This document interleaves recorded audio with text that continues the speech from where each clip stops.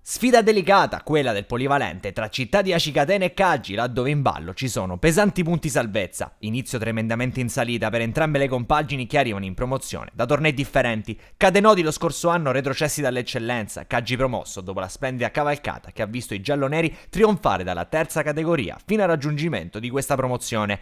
Giunti alla 10ª giornata il campionato non aspetta e i punti, come dicono quelli bravi, valgono doppio. Dirige la partita il signor Armando Giuffredi Messina, coadiuvato agli assistenti catanesi Giulio Sorace e Silvestro Messina. Partiamo col film del primo tempo, prima occasione dopo 16 minuti da parte dei padroni di casa. Calcio di punizione di Cullurà, viene messo dentro, arriva una conclusione dopo la prima respinta. Furna rimpegna così Vecchio che risponde presente e la smanaccia in calcio d'angolo. Minuto 23, Varrica da sinistra cerca Cantarella, il pallone messo in area dove c'è Criado che trova lo 0-1, il Caggi in vantaggio, prima rete stagionale per il calciatore argentino. Gialloneri che passano dunque sul campo delle Città di Acicatena quando siamo a metà del primo tempo, 10 alla fine, il Caggi cross dalla destra di Santitto, arriva a Cantarella, stop e calcia di un soffio oltre la traversa, rivediamo la conclusione dal limite, il pallone che si spegne di un niente alto. Minuto 45, chiudono in avanti gli ospiti, Varrica manda in corsia Santitto, la rimette dentro ancora da Varrica, stop e calcia, la respinta del portiere Pappalardo. Finisce così il primo tempo, Città di Acicatena 0, Caggi 1. Decide la rete realizzata al 23esimo da Criado.